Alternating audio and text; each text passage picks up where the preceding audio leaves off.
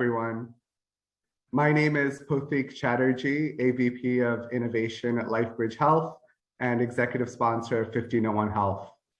Welcome to our panel today with healthcare experts from LifeBridge and CareFirst supporting our 1501 Health program.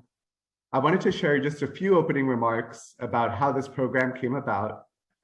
3 years ago, we had a novel idea that as payer and provider organizations, LifeBridge Health and HealthWorks could collectively support startups as they work on scaling and integrating into the healthcare industry. So we got to work to make this idea into a reality. COVID-19 challenged us as we looked to launch, but we were fortunate that our pivot to a virtual first model allowed us to reach and engage startups beyond our local community, leading to high quality ideas and teams from Silicon Valley and New York, as well as here at home in the Maryland, DC area. The bar was raised and the quality and the talent of our first cohort was truly impressive. We believe 1501 Health is unique, one of the only incubators across the country that provides access directly to payer and provider experts to guide startups through your personalized goals and priorities. 1501 Health gives us the opportunity to work directly with brilliant, game-changing innovators like yourselves, ideas that will have a real impact on improving the health of people and our communities. Making big changes in healthcare on your own is not easy. Partnerships are key for startups, and that's especially true in healthcare. As much as the $100,000 that we provide in funding to our startups, I believe the mentorship and access to industry insiders and experts over 12 months in a structured manner is equally, if not more valuable. Today, we're excited to share some of the perspectives and experiences from the healthcare experts that have had the chance to work directly with our first cohort. Mac McGee, Vice President and Chief Marketing Officer at CareFirst, will guide us through the discussion and share some of his own experiences as a cabinet member for Even Health. Over to you, Mac. All right, Cody, thank you. This is a great crew we have for lunch today. So I hope folks are going to enjoy the session that have joined us live, and certainly for those that'll check this out on demand later. Good afternoon, everybody. My name is Mac McGee. I'm Vice President and Chief Marketing Officer at CareFirst Blue Cross Blue Shield, and just excited to be with everyone today to guide this discussion. The panel experience that we're gonna have today with some of our featured cabinet members is really unique, and so excited for folks to get to hear from these people on the way in which they step out of their daily lives and the roles they have to mentor companies, and the two-way street that I think you'll hear on what this means, not just to the companies that they're advising and impacting, but also the experiences they're taking from it. And so we've got a great group of some of folks I like to call my friends, and so I'm gonna ask them to join me on camera as I make their introductions today. So first I want to welcome Dr. Daniel Duran, who is Chief Clinical Officer at LifeBridge Health. Dr. Duran, thanks for being with us as always. You've done a lot of great work and currently working with the LiveChair Health and Pair team, so thanks for being with us today. Adam Rosenberg, Executive Director. Thanks. Adam Rosenberg, Executive Director, Center for Hope at LifeBridge Health. Adam, good to see you. How are you? I'm muted and good. I'm well. Thanks for good to be here today. Nice to be part of the panel. We're testing the mute button and off mute right here at the intros. Right. George Aloff, President and CEO, CareFirst Blue Cross Blue Shield Community Health Plan at DC. George, great to have you here. You've obviously got a great perspective coming from the startup environment, now running a critical plan on behalf of CareFirst and DC residents. It's great to see you, George. Thanks, Mac. Mallory Custerer, Director of Specialty Product Innovation at CareFirst. Mallory, this is a no-brainer match when we get to hear today from you on your work with our team over at WellSet, and obviously the great work that you do along with the team on behalf of the wellness program at CareFirst. So Mallory, thanks for joining us today. Thanks, Mac. And last but not least, Michael Udwin, Medical Director, Practice and Payment Transformation at CareFirst. Michael has supported Baby Live Advice and really appreciated his collaboration with the team over there as they discuss sustainable business models and where the product is really going to resonate in the market. Michael, it's good to see you. Thank you. So as we jump into the discussion today, I think this is, again, it's a unique opportunity for folks to hear not just about what is on the surface a great partnership between Care First and LifeBridge, but also I think the experience that these startups are getting. As Podeek shared off the top, well beyond the funding vehicle that this provides, I think access to folks like this panel is truly unique. And as I shared in my earlier comments, it's a great experience for us as well. And I think you'll hear that from the panel today. So, I'm excited for folks to hear about this and see how we're engaging with startups, not just to help them succeed, because we want the startups out of the 1501 Health program to succeed, but what they represent in transforming need in the healthcare experience and system is so critical. And so the perspectives provided by the folks on here today is going to be a truly unique opportunity. So with that, I want to get going on some of our questions and take advantage of the time we have with this great group. So Dr. Duran, we're going to kick it off with you and hear more about your experience with the PAIR team. But I thought it'd be interesting if you could share with the group, there's a lot of great ideas that come from startups, but they definitely have the potential to change the lives of those that they look to serve, but how they maybe monetize that isn't always clear. And was wondering if you could help share how you've really helped in this process and how you think the model of us being payers and providers between Care First and LifeBridge has really helped facilitate that dialogue and guide startups. Absolutely, Mac. Well, PAIR Team, for those who don't know, they are a startup that is trying to take a traditional MSO approach, so this business around patient-centered medical homes and transformed primary care practices that we've seen really work well, for example, in Medicare Advantage populations. They're trying to create a service where if you take an FQHC and you add their service to it, you get that transformed model of care that's able to produce those better quality results and better total cost of care results in the models that have been proven out in Medicare Advantage. So that's kind of what they're about. And, to your point, no one would argue with what I just said, which is if you build a bunch of resources like care management, care coordination, navigation, et cetera, around an existing set of practices that don't have it, that you're going to create value for patients and probably create value for payers. The question a lot of the time is who pays? What do you deliver, and then who pays for it? And how do you walk from the state before you have any of this, right, in our current state where we have FQHCs operating without this, to a future state where everybody's getting paid in such a way that you're delivering everything I just described. And it is often incremental, and this is really the difficult part about value-based care. We talk in value-based reimbursement about having a foot in both canoes, being paid for value on the one hand in this virtuous future model, but at any point in that journey, you start out being paid mostly in the fee-for-service paradigm. So for what PAIR Team hopes to do, immediately there aren't any fee-for-service codes that support it on the face of it. So part of what we've done is look at them and say, what are some of the things you can offer, and sort of build out and either offer on top of what FQHCs do, or in addition, or separately, newly from it, where you can build some of the new Medicaid and Medicare codes that for things like RPM or annual wellness visits, et cetera. So part of it is giving them the knowledge of a health system of what are the new types of things you want to be able to do, and what are the new billing codes that allow you to have a fee-for-service mentality to starting. We don't want to land them there, and we don't want to get them addicted to that type of thing, frankly, because those are like sugar highs for a startup delivering value-based care. You want them to eventually work their way to having ownership of the premium dollar, because that is where the real value creation and the real business case will ultimately lie. But providers are very used to this. So as I started the clinically integrated network here at LifeBridge and an ACO and some of my previous work at Hopkins and other places, you don't get to start at the end. You have to sort of figure out what you want to deliver, and then the existing fee-for-service infrastructure of doing that. So that's part of the help we've been able to give to PAIR Team is how can you make money to sustain this model today?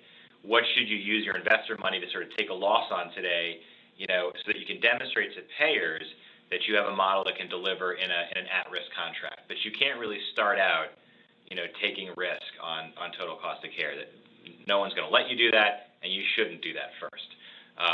So it's really around that progression of how they can bring their vision to market.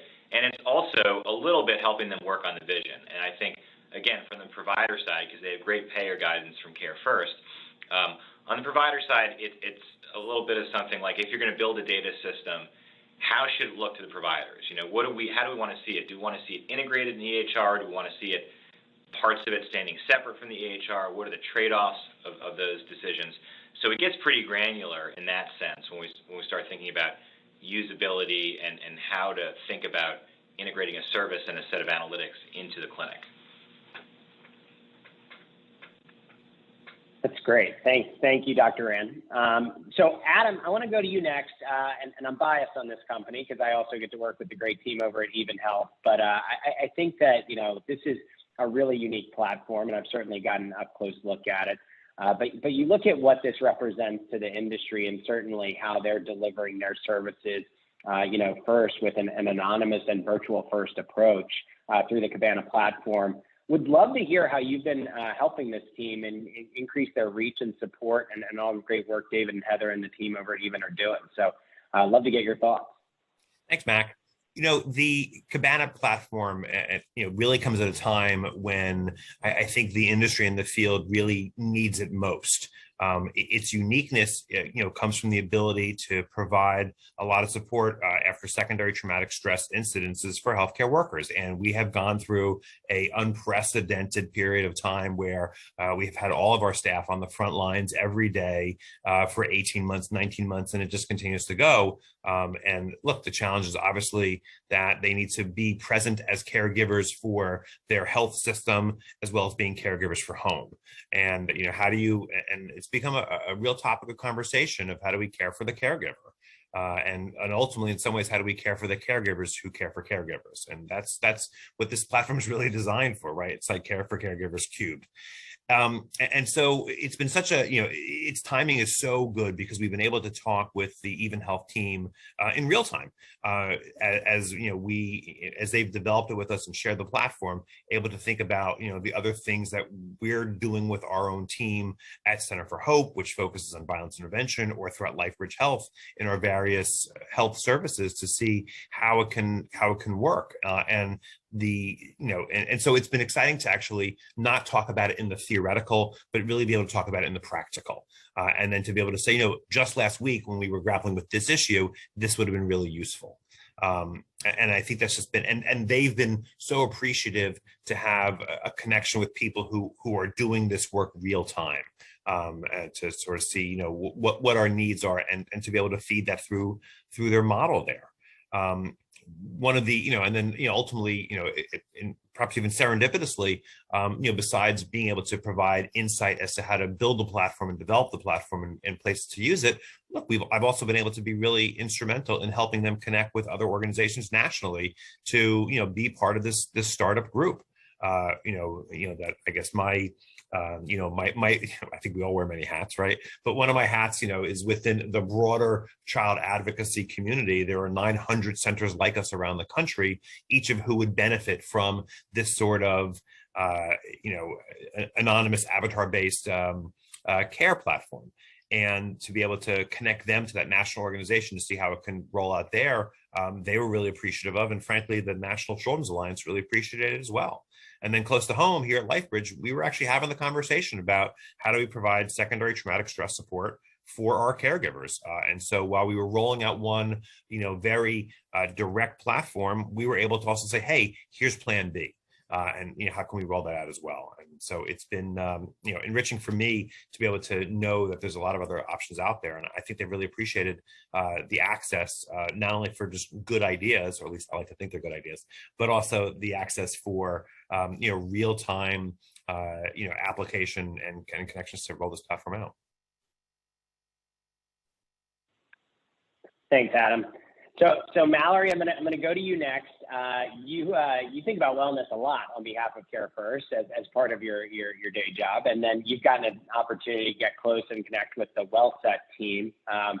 You haven't not seen a lot of wellness solutions, so I'd be curious to hear from you just your thoughts on what you've seen as you've gotten close to Tegan and team at WellSet. Your thoughts on how that fits into the strategic priorities you're thinking about at Care First going forward, and just the experience there. Sure. So I think, Mac, I can talk about wellness and well-being for a long time. So I will hit on a couple of my favorite parts. So working with WellSet has just been an amazing opportunity. For those of you who don't know what WellSet is, highly encourage you to check them out. They provide access to alternative therapies and holistic solutions that today are really not accessible to the full population. So when you think about those solutions, think about yoga, acupuncture, Ayurvedic dietitians, meditation, functional medicine, a lot of things that we hear about from a day-to-day perspective, but really don't know how to access them. And then when we find out how to access them, we find out that they're super costly. So it's one of those risk rewards of, hey, I've heard acupuncture works really well for people, but can I afford $150 to go try it? And WellSet is really bridging that gap. So working with them has been wonderful because from a wellness perspective, CareFirst is really looking at changing our approach in the market from just being wellness and looking at your numbers of your BMI and how often do you exercise and offering things like smoking cessation, which are all super important, right? But looking at someone's overall well-being, because the health of a person is way more than just the pounds on a scale. So being able to work with WellSet and bring something creative to market, especially for the Gen Zs and millennials who are spending a lot of their disposable income on these items already, is really important and very exciting. That's awesome. And I will come back. I'm not done grilling you on wellness yet, Mallory, so I'll be back around. But George, so you've seen it all. You've been in a startup, and now you're overseeing, the health plan and in DC. And, I'd just be curious, when you think about the work with LiveChair, right, and being able to be a mentor in that capacity, at the same time being, a leader running a health plan, with all of the dynamics that go into the considerations of your day to day. What's that been like, and what's it look like to look back and your thoughts on mentoring Andrew in his capacity as leading the LiveChair health team?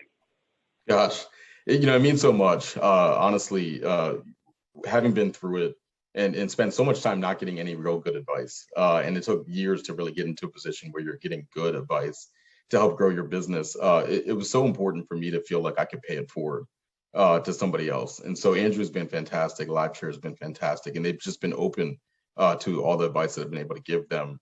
For us, we were a startup in 2013 in DC. We were acquired by CareFirst in 2020.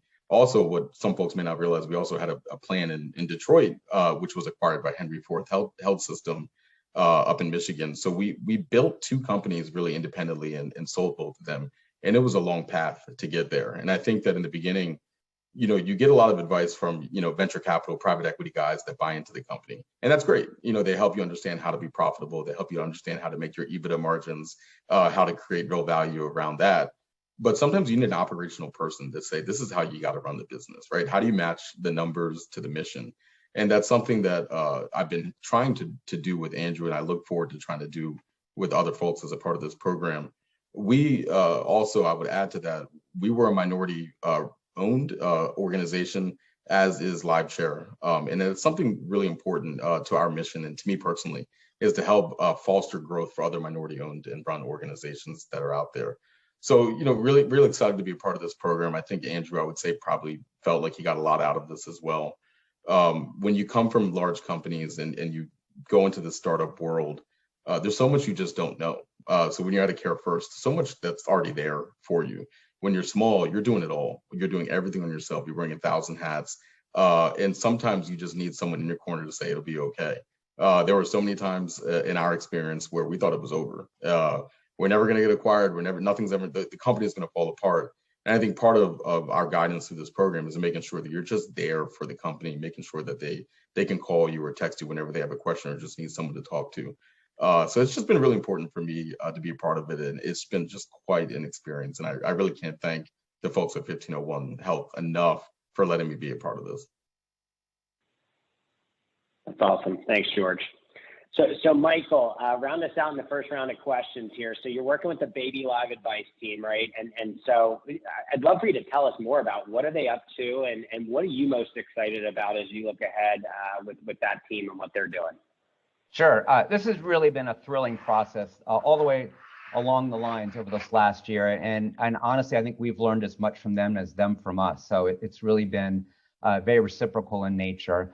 As taking a step back, as you may know, Baby Live Advice is an end-to-end technology-driven solution that focuses on preconception through early childhood and along the maternity experience as well. And what makes it special is that its ability to essentially meet the member wherever they are in a virtual capacity. And it could be in the form of education or counseling around diabetes, lactation support, social work, care coordination, even group virtual classes. So I think as we've all changed the way we practice in the last year and a half, this has been essentially one step ahead. So it's fit in perfectly with where the market is going in terms of being able to accommodate the new virtual world that we all seem to be living in right now. At the same time, as you know, Blue Cross Blue Shield is committed to reducing racial disparities in maternity outcomes by 50% over the next 5 years. And this is well poised to be able to support that effort, again, by supporting the goals that we all share. They've already shown great results in reducing C-section rates, reducing readmission rates by reducing behavioral health scores related to depression. They've increased member satisfaction. They've improved lactation support and even adherence to appointments. So, and at the same time, we talked earlier about physician burnout. They also help with, again, removing some of the burdens that we're all responsible to in terms of administrative and education responsibilities and turning it over to a source that specializes in that. So again, also helps with physician satisfaction, the quadruple aim, and even physician burnout. So as we look to the future, we're excited to see where they're poised and think they're well positioned, as we all are, to benefit from them in the community.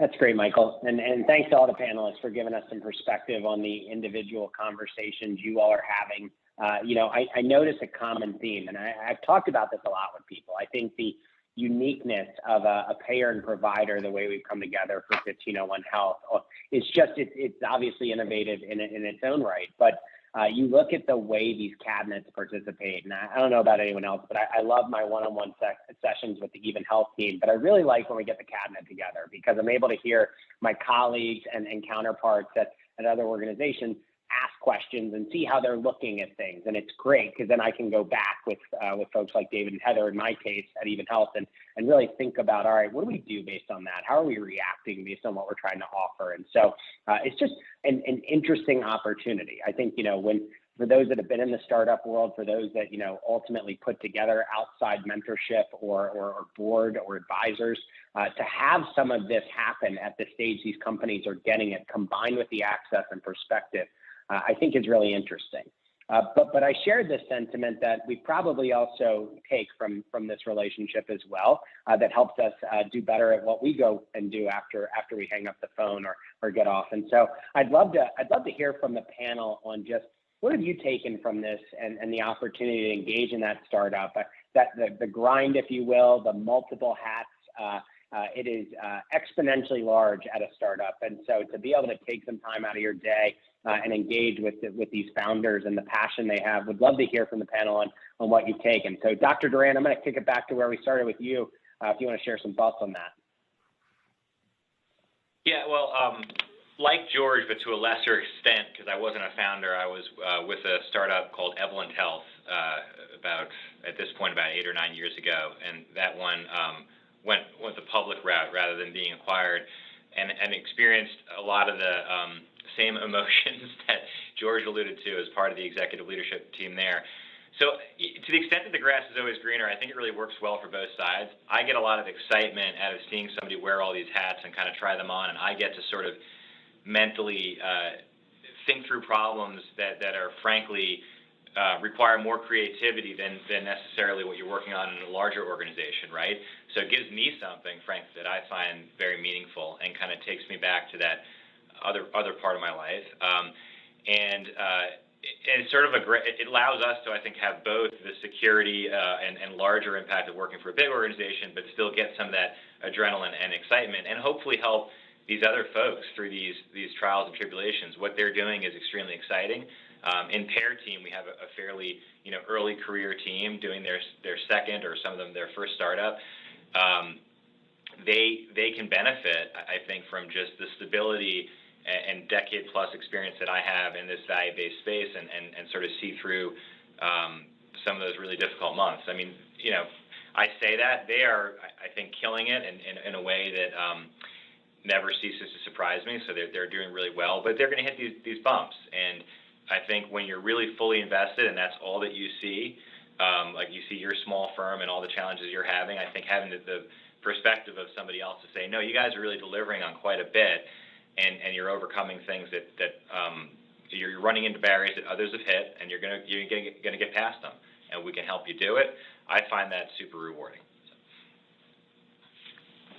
So Adam, I got to build on that from what Dr. Duran just shared, because obviously the Even Health team, the one thing I love is I get on and it's like, I get this, like, we've got a couple updates. And next thing you know, we're running through this list. I'm like, that's a lot. Like, you all have gotten a lot done since the last time we connected. And that's really exciting to hear. What are your thoughts? What have you taken from the interactions?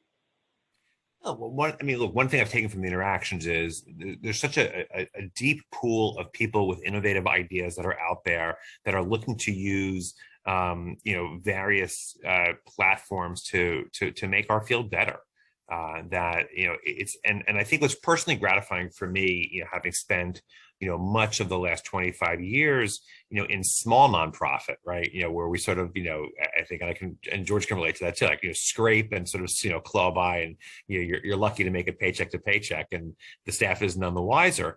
And to be part of a larger system at LifeBridge Health, where we can,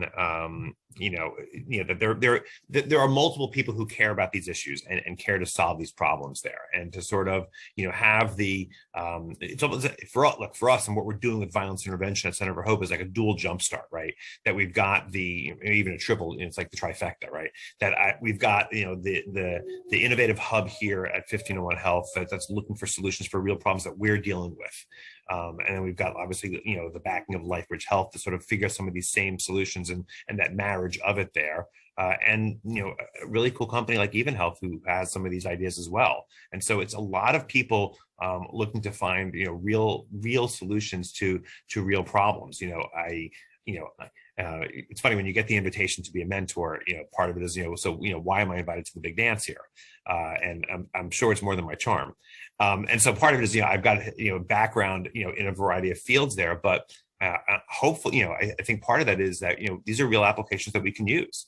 And so we're not just talking about it in the theoretical. And, I said that in my earlier comments, but I think just the real-time, real-life applications, is just the part that I think both excites me as well as the Even Health team. That we're actively seeing things happen here, as opposed to wouldn't it be cool if. That's great.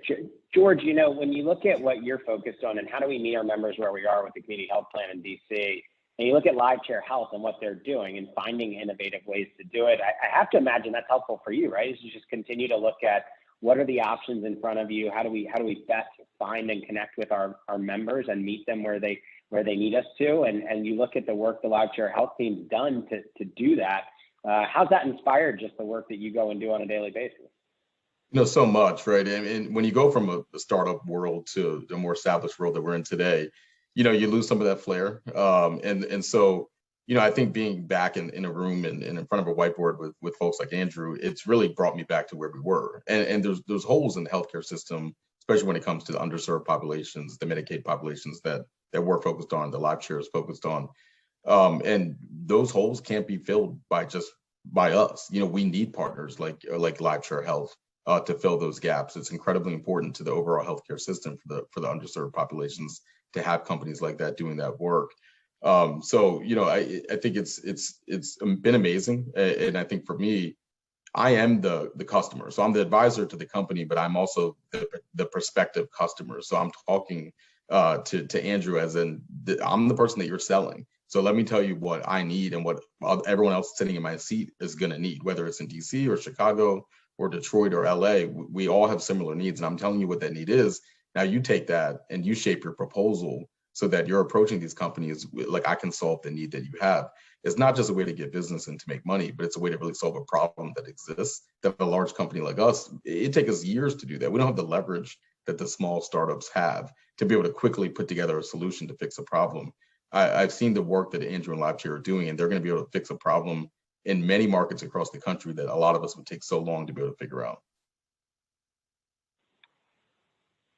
Thanks, George. So Mallory, we talked about this earlier, but you haven't lacked seeing some of these wellness solutions. So the opportunity, not just to obviously get to know one really well, but get under the hood operationally too with what they're doing. How's that shaped your perspective? What are your thoughts as you look ahead on an enterprise-wide wellness strategy for an organization like Care First Blue Cross Blue Shield, and what are your thoughts on that? Sure. So I think the really unique opportunity through 1501 Health, and has been a pleasure working with WellSet and the other companies, is that we are really getting access to companies who we may not have seen maybe for another 3 to 5 years as they mature and grow, right? Because let's be real, healthcare is very complex. The health insurance world is complicated. The healthcare delivery world is complicated. You probably could have a dictionary a mile long in just the acronyms we use. So being able to work with WellSet and seeing the solutions and also seeing their response to the market that we're also trying to respond to, but in a different way because they're way more nimble, is fantastic. And from a wellness perspective, we look at how do we not only get members and our customers, those individuals that carry our card, the services that they need, but also the employer groups who are contracting for their benefits with us. So it's really a dance between the needs of both sides, and working with WellSet and looking at overall well-being really captures the needs of both beautifully, right? Because we have employers who want their members more engaged, and we have members who are really looking for more from their health plans, and this is a way to do that. Thanks, Mallory. So Michael, I'm gonna flip to a new question.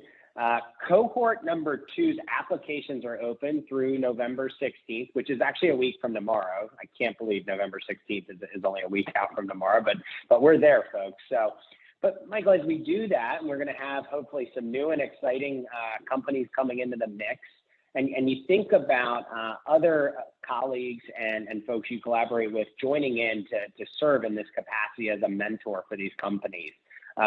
Any advice for folks on, I'm sure you'd tell them to get involved, but why they should get involved and what they should expect as they do? Yeah, no, I do. That's a great question. I think one of the many themes that have emerged from this discussion today is these are all super brilliant people, super analytical, yet super creative. So that's a rare, truly capturing lightning in a bottle in that sense, who's coming to this group here. And one of the things I've learned just in working with Baby Live Advice and Siggy and her team is that I had the opportunity to look at their pitch deck, the pitch deck that they have currently and the pitch deck from a year ago this last week. And what was interesting is it changed dramatically in the sense that they really sharpened their pitch and who their audience is as they move forward. Yet they remained true to their core. The essential mission and vision hadn't changed, and the beating heart behind what started Baby Live Advice persisted. So I think one of the pieces of advice I would share is that you're going to get lots of good advice. Some advice can be great, some advice may not be quite as great, and you have to sift through it and yet still remain true to your mission. And I think they've done a very good job of sharpening their message. It's different if you're talking to an FQHC, or different than a hospital, or different than a physician group, even an MSO. They all have similar goals, but what's going to resonate is going to be different depending on the group you're talking to. And I think what's changed for them, and the advice I'd give to new cohorts, is listen, sort through the information, make sure your mission remains very sharp and your message very sharp and crisp. You don't get that cliched elevator pitch really is true. The other piece of advice I'd give is that lots of people have great ideas, but one of the things I think Baby Live Advice has learned is that you have to be able to manage the operational details behind just day to day. They had to learn how to get credentialed. They had to learn how to be able to submit claims if they're going to be able to sustain their business model. And finally, one of the other themes that's emerged during this conversation is the ability to work within a value-based care world, and by doing so, assume risk. And I think they're very cognizant of the fact that they need to assume risk and they want to assume risk. And beyond the fact that that's the new norm, I think it also speaks well to the confidence they have in their own solution. So I think we've learned a lot over these last years. I think all of us have. And I think one of the things is just be adaptable, listen, and yet still remain true to yourself. That's great. Adam, same question to you. What would you tell your colleagues about getting involved in a cabinet and then advising these companies? I think it's an enriching experience. It's certainly an investment of time for any busy leader, but at the same time, it's there's a lot.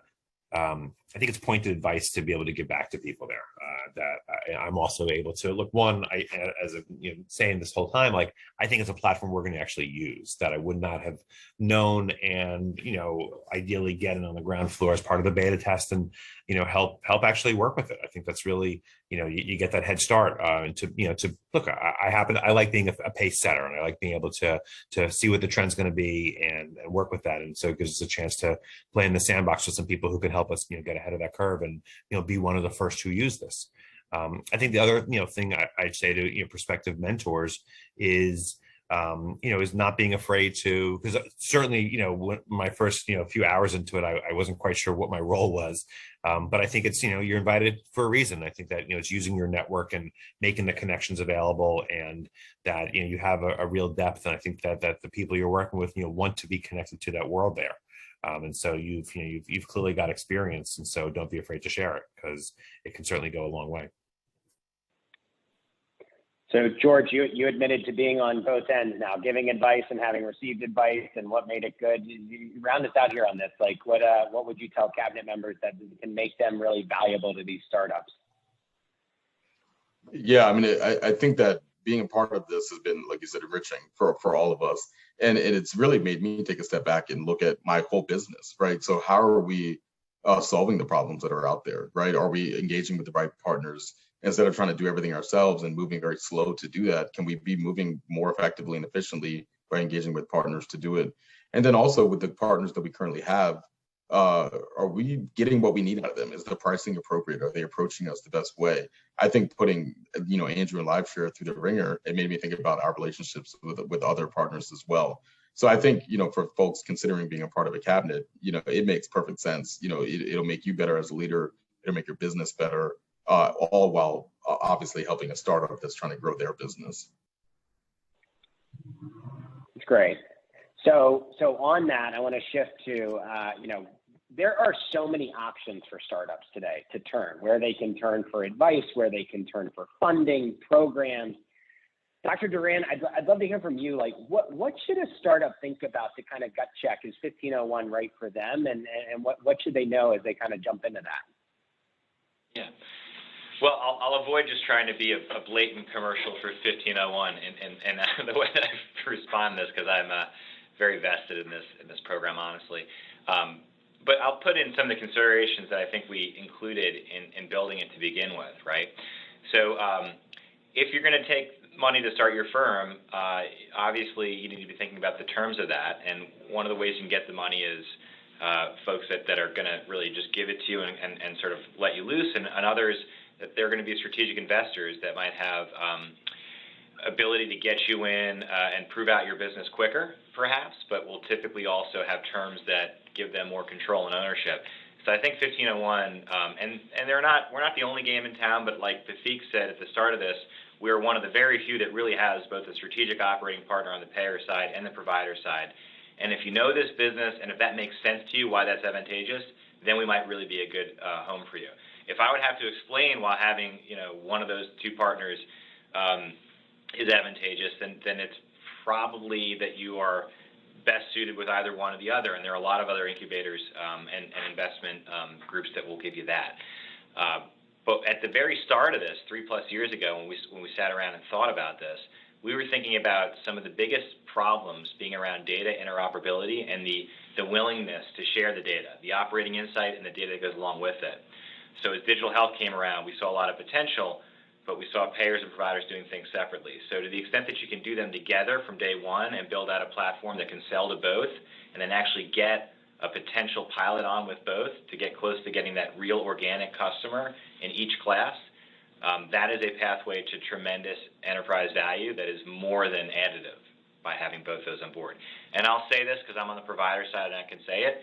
It's a lot easier to get a provider side payer because we're smaller, we have a shorter sales cycle. So really what Care First brings to the table, frankly, is a little bit more valuable with that regard. But what we try to bring on LifeBridge side is, like I said, you know, made a very, very quick path to market, and we have, as we're hearing, a very, very common experience is that you stand the provider side up first and the transactional side en route to being able to take risk. So our clinics are generating billable encounters, they're dropping bills every day, we're doing revenue cycle on the traditional side. So they will actually start out their evolution probably looking a little bit more like us in many cases. And so I think that's the strength that we bring, is the nimbleness and the daily transactional mindset that we have. But ultimately, for most of these companies to achieve their full potential, they need to be able to sell to and assume risk somewhat like a company on the Care First platform or a payer platform. So Mallory, same question. You know, you think about all of the wellness companies that might have pitched you solutions over the years. To have a startup and have a passionate founder like Tegan come in and not only have this unique opportunity at 1501, but to have you mentor that company with the perspective you bring. What do you think's made them successful in being the right fit for 1501 as you advise them, knowing you've got a lot of context as to what's available in the market today? Good, bad, and indifferent, and how's that made the relationship really effective for you all? Yeah, I think the biggest part of our success with WellSet has been Tegan and her team's ability to lean in and really take this opportunity for all it's worth, right? So Tegan meets with our cabinet, she meets with each of us individually, but we've also made a lot of connections for her and her team throughout Care First and LifeBridge to really help her build out a solution that will be viable and successful for her, as well as an opportunity for Care First and other insurers and employers down the road. I think that asking questions and not being afraid to feel like you're expected to know about the healthcare industry from A to Z before you start has really brought a lot of success. And listening, right? I will tell you that every conversation with cabinet members is not going to be sunshine and rainbows. There are times we have conversations and Tegan will have a great idea and I love the idea, but the reality is in this world, it's not going to work as well. So we have those conversations so she doesn't hit that roadblock a year from now when she's trying to pitch to another insurer. So that would be my biggest advice. Lean in if you're willing to do the work and build the relationships. This is an incredible program for the companies that are involved, as well as all of us. I've learned so much. That's great, Mallory. Thank you. I think that healthy friction is great, right? I think that's hopefully what everybody signed up for. Michael, close us out on that thought. What are your thoughts to engaging with the Baby Live Advice team and just, you know, that ability for that healthy friction to push on both sides and make sure that we're doing right as mentors and advisors and ultimately cabinets of these startups? Yeah, it's a great point. It takes a lot of trust, right, on our side and their side to take this. We're giving them, like you said, it's not all rainbow and sunshine. We're often giving them advice that may be contradictory to what they expected. And at the same time, they come in with a brilliant idea, and Baby Live has had a brilliant idea, but how's this going to work in the market? And I think one of the things that this cabinet brings is that perspective. We've seen lots of different, quote, similar solutions. Nothing as great as I'm sure we're seeing in the room, but something very similar. And so we have a perspective on the competition. We have an understanding of what may have worked or what has failed in the past. We understand sometimes, again, Dr. Duran's point, workflows, and we understand how it's really going to resonate within the provider community. Same token, we bring on the Care First side, the understanding of what can the payer pay for and how would that work? So I think there has to be some healthy dialogue, some trust, and some friction, frankly, if it's going to be successful. They need to hear the truth. We need to hear back what's working. I want to hear from them. I want Siggy to tell me, you know what, that advice wasn't great advice, or the way you presented it could have been better. So I think we'll be better mentors for the next round, having been through this process and understanding what resonated best with each of the respective entities that we're working with. That's great. Well, we are at 12:50, and I really appreciate how quickly the time flew by with some great advice and perspectives from this panel today. So, panel, I want to thank you all for joining us, and again sharing what I think is just a truly unique opportunity for the startups and for those of us that are getting to participate as advisors and members of these cabinets. I think it's just another interesting chapter in the 1501 Health story, and happy we had an opportunity to tell some more of that today. So thank you all for joining us. For those in our audience, I've got a couple housekeeping items. We've got Emily and Jordan, our fearless leaders, on standby with the chat. So if you have questions from today's discussion and you want to log those into the chat, they will be happy to engage with you on that. As I mentioned earlier, applications for Cohort 2 are live through next week, November 16th. So that's 1 week from tomorrow to get those in. We've been really excited about the response and the buzz already for Cohort 2, so excited for that.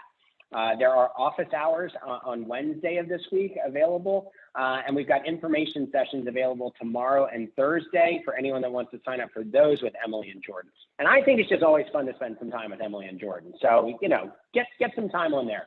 You can go to 1501health.com and you can sign up for that in the news and events section of the website.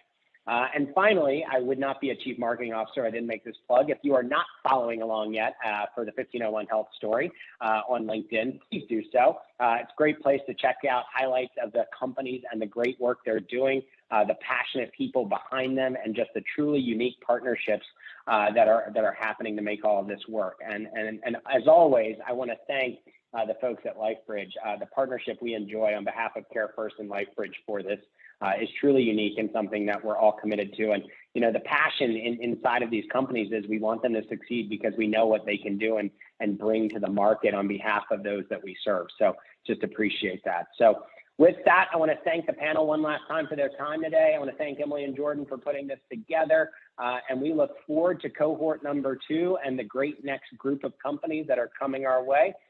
Everybody a great rest of their Monday. So thanks again, everybody, and have a great day. Thank you. Thank you, Mac. Thanks, everyone. So Jordan and I are going to stick around to answer any questions that come up. So we'll let the rest of the panelists go. Thank you all for joining. And for anyone that has questions, we'll be here for the next 8 minutes. Happy to answer them. So just reading through some of the questions that have come through so far. The first one, will there be any office hours besides this Wednesday? I think this Wednesday might be the last one. Are there any next week? I can't remember. We can follow up. If you can't make a office hour slot, you should absolutely feel free to join one of the info sessions and we can answer even more questions there. Other questions that have come through. Would it be appropriate to reach out to the Cohort 1 teams for experience in their process? They obviously are really busy. All of you who are entrepreneurs know how crazy it can be. If you have connections to them or feel comfortable, you should feel free to reach out and they will respond if they can. In the meantime, we do also have kind of testimonials or other feedback from them that we would be happy to share if you don't feel comfortable reaching out to them. So more than happy to share that. And then another question, can you talk more about the stage of companies who are the best fit for the program? I think you may have noticed this from talking to our mentors. What we think about when we look at the stage of company that would be best for us is, companies that would benefit from the type of advice that those amazing mentors were just talking about, right? We want to make sure that we can add value to you. And so, we're not necessarily particularly happy at the very, very early ideation stage, right? I think that that's where, having human-centered design and other types of insights can be really helpful.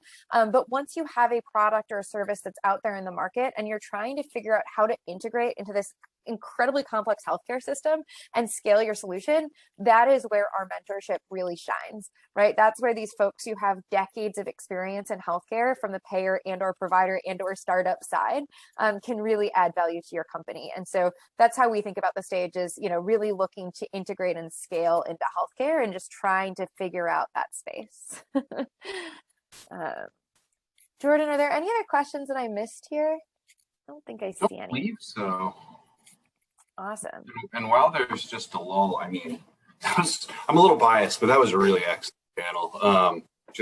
Their input's invaluable and they just make our jobs a a lot easier. So I know they all logged off, but I'm incredibly thankful for them.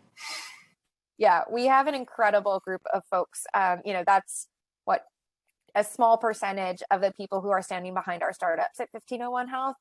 And we're so grateful that they take the time to do this, right? It's a powerful group of people with just such diverse experiences who are all really passionate about helping startups. So that is exciting.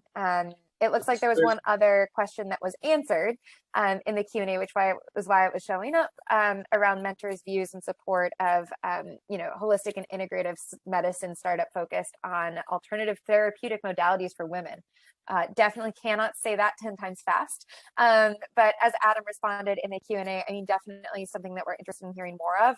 You heard a little bit from Mike Goodwin earlier. He's actually, he was an OBGYN, now he's a medical director at Care First, and incredibly passionate about how we can improve women's health. So definitely open to that. Awesome. We have 2 more in the Q&A. A couple more, yes. Does this program apply only to startups in Maryland? No. We are open to companies from across the country and frankly, even across the world, if we think that they're going to be able to help our members and our patients. So there has to be kind of applicability to Maryland, but it doesn't have to be based in Maryland. We are hopeful to find at least a couple of companies who are locally based, just because it's fun to be able to meet up in person and have those conversations, but certainly no limitations there. And then any thoughts about in-person versus virtual for the upcoming program, and how companies will meet with members and mentors and healthcare partners? Catherine, you have read my mind. This is something I'm absolutely thinking about, and we're talking quite a lot about, is, what does it mean to move from this kind of virtual COVID world into more of a hybrid world, right? We know that folks are going to be spread across the country, and so not everything can be done in person, but we absolutely want to introduce a little bit more in-person relationship building into this program, whether it's with, the cohort of companies. We've seen a lot of value in, entrepreneurs meeting and supporting each other, or in, meeting with your mentors directly, meeting Jordan and I directly, though, we're not that interesting. I don't have an easy answer to that. I think that as the situation with COVID evolves, we're thinking about a lot of different ways that we can do that, and hope we can move into that hybrid world. But not trying to put too many stakes in the ground when this whole last year and a half has been incredibly unpredictable, to say the least. And then another question in the Q&A, how much of the time within the cohort will be virtual versus in person? Again, I don't have answers to that. I think most of it will be virtual, but we will absolutely try to have some in-person elements as it becomes safe to do so. And then can you speak about the outside of funding product and revenue model refinement? Did any of your past startups also work towards partnerships with Care First? Yeah, so actually with both Care First and LifeBridge, a few of our current cohort have been talking about potential opportunities. None of them are completely inked yet in a way that we can announce publicly, but it is absolutely certainly something that we are excited about, and hoping will continue to build in this cohort and in future cohorts. I would disclaim, because I am a huge fan of under promising and over delivering, that we cannot guarantee partnerships through this program. If you've ever had to deal with payers or providers, the process of a partnership is quite long. And there are lots of hoops to jump through, a lot of information security, clearances, et cetera. And so it's not something that, we absolutely can guarantee through the course of this program, but, we hope to help you gain customers, whether that's with us or through helping you refine a business strategy for another type of, end user or end buyer. It's certainly something that is a key focus of this program. I think we've answered everything so far. If you have any other questions, feel free to put them in the chat. Really, really grateful that you all have taken the time to meet our incredible mentors, and listen to Jordan and I ramble for the last few minutes. Nobody does a quick fire Q&A like you, Emily. It's always amazing. I think I just talk too fast, which someday people, I hope all of you who are out there listening in the universe, understood what I said instead of just being like, this person is just rattling away. But I I joke, I like, you know those auctioneers who like talk really fast, or they're like, I hear this person, this. Like, I feel like my second calling would have been to like be an auctioneer. So if this doesn't work out, Yeah, everybody's got a side hustle these days. So I mean, yeah. And what a niche side hustle to have, right? Like no kidding. auctioneering. Yeah, my guess is some of them are aging out now. So see. Yeah, I can be the next flag bearer, pretty think exciting so. stuff. Yeah. Oh man. Okay, well, we are at 1 p.m. If you have more questions for us, find us on office hours, come to an info session. Please let us know what else we can do to help. And we're really grateful that you took the time to join us. Have a great Monday. Thanks, everyone. Bye.